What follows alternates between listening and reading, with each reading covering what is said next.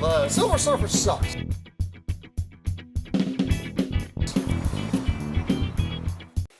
Hey guys, Jason the X here with another video review, and found this guy the other day. Just happened to go into Toys R Us, asked, guy pulled one from the back. Also know my buddy Agent Adam was there before me and got this and a blaster, so hey, you got me. Anyway, this is the review of Transformers Generations Grimlock from the Fall of Cybertron line, and he is very cool. He's got some flaws, but don't we all love robot T-Rexes that breathe fire? I do. So anyway, moving on, here is his box. And you've got some nice artwork of Grimlock there. Yeah. Got the glowing eyes and mouth. We'll get to that. And you got the side of the box here. 01 series, because this is the... I guess this counts in the first series of the Voyagers. But you got a nice shot of Grimlock here. There's a look at his bio. And I really like playing this character in the game just because, I mean, he's a robot T-Rex that breathes fire and hits things with his tail. How could you not love it? I hate they put him so far in the end of the game, so you have to play through everything to get to Grimlock and the other Dinobots. But anyway. Alright, that's the box, but this is Grimlock, and he's not bad. He does have some flaws, and I'm going to go ahead and show you some of those right now. He's pretty hollow in the bottom here. They hide it kind of well here, but he's very hollow.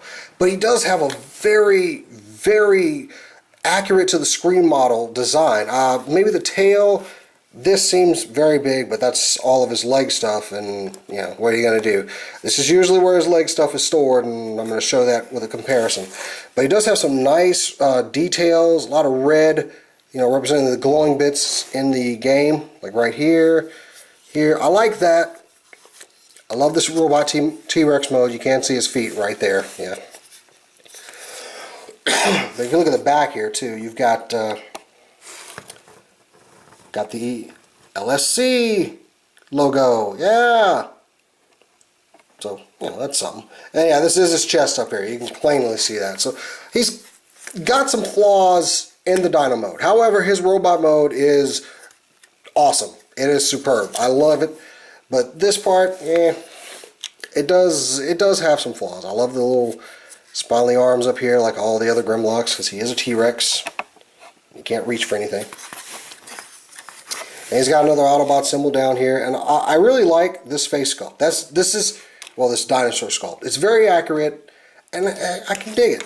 Now, as far as this little button here, if you press it back, it pops up, and a very bright LED is in there to represent that fire breathing. I wish this kind of opened a little bit further, because you can kind of open it up, but you know, maybe I'll take it apart, look at the gears inside, see if I can't get it to push a little bit more, because he does have more room to open. That looks more imposing than, you know, this looks like a yawn. This is like I'm gonna snap your head off with my jaws.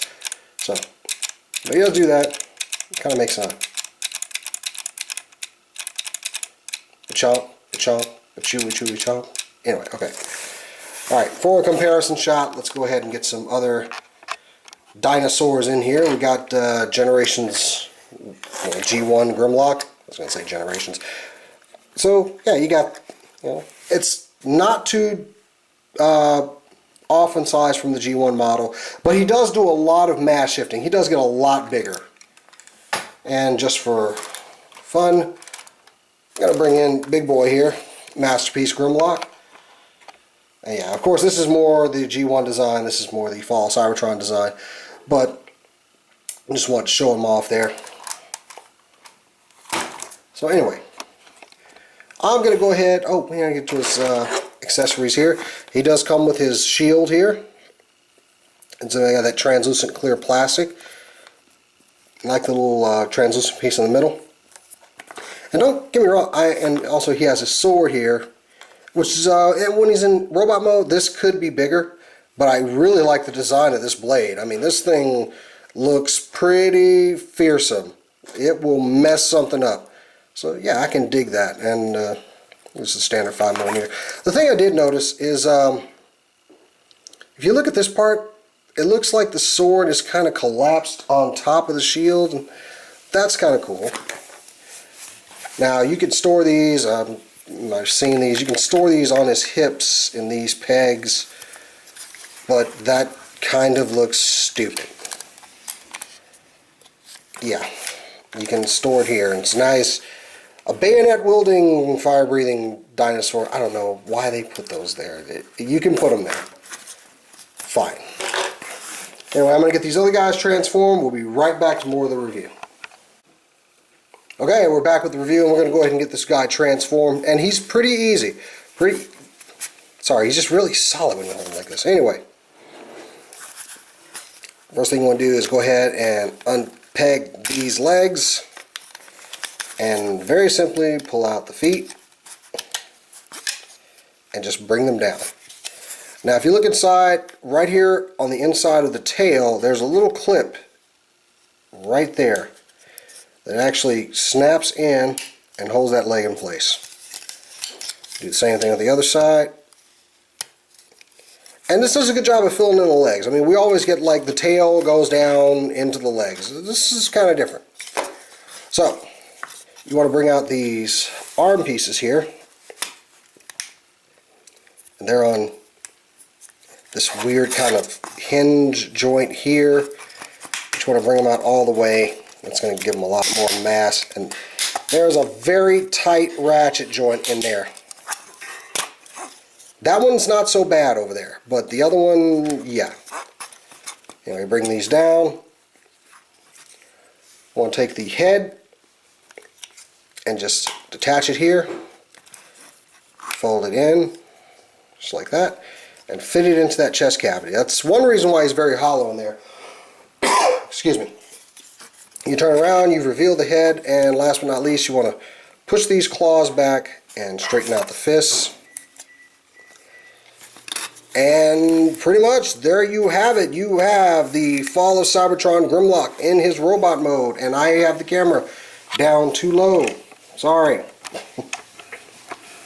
Bring this up a little bit. Actually get a little downward shot of him. Alright, and in this mode he is very beefy. I love this guy like this. He's got the additional claws on the wrists, that good head mold. The light up effect still works. You can see that. And let's take a look at that head mold because it's really very Grimlocky. I love it. He has some, oops, too far. Some really good light piping. There's that visor. I love the glowing on the chest. I love it. This is asymmetrical. You got that Lightning Strike Coalition symbol there. But yeah, you got some more red designs. And he is pretty cool. I mean, like I say, he does have the hollow legs that they kind of fill in and this hollow chest. He does kind of have this back kibble here, but you're not going to get around that. That's where the electronics are housed. But I do like the glowing. Of course, you know, his legs became his arms. This is, you know, your traditional Grimlock figure. With his weapons, well, let's get to the posability first. Now, he's got a little bit of this going here, but it's not going to help you out in the long run. The knees are on some ratchet joints. They can get about that far in there. Both sides. You got a swivel at the hips, or at the thighs. You got this weird joint here. It'll go out, but that's about as far as it's going to go. But you do get a full, it will go 360, but that's as far as he goes out from that hip part. I'm not sure what to, if you bring it down further, it's just kind of weird. No waist articulation, but you know, that's for the transformation. The head is on a ball joint. It's very slight, but he can get a little bit of emotive, you know, head nodding stuff there. Okay, I messed that up. Anyway, the shoulders are on a 360. You got a single joint elbow, but it is ratchet with some really big ratchet gears in there. You just push it up.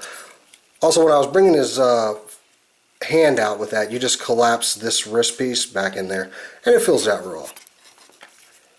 And you got a 360 swivel at the wrist. And that's pretty much it for his posability. But the real treat is these weapons here. You can take this shield. He's got ports on each side of his forearm that you can just snap that into. And you've got his meaty sword here, the terrifyingness that goes right in his hand. He looks good with this stuff. You can kind of put that shield over a little bit more. If they had been a little bit bigger, you know, that could have been done. But, you know, this is okay. This looks good like this. For comparison, we're going to go ahead and bring him up against G1 Grimlock. And see that size, that mass shifting I was telling you about? He does a real good job of that. And next up we're going to bring in Masterpiece Grimlock, who just kind of towers over him. But still, you know, you've got your classic G1 looking Grimlock here and the Fall Cybertron, and I'm happy with how this turned out. I think it's a perfect homage to Grimlock from the Fall Cybertron game. Anyway, that has been my review of the Transformers Generations Fall of Cybertron Voyager class Grimlock. And until next time, guys, I'm Jason the X, and I'll catch you later.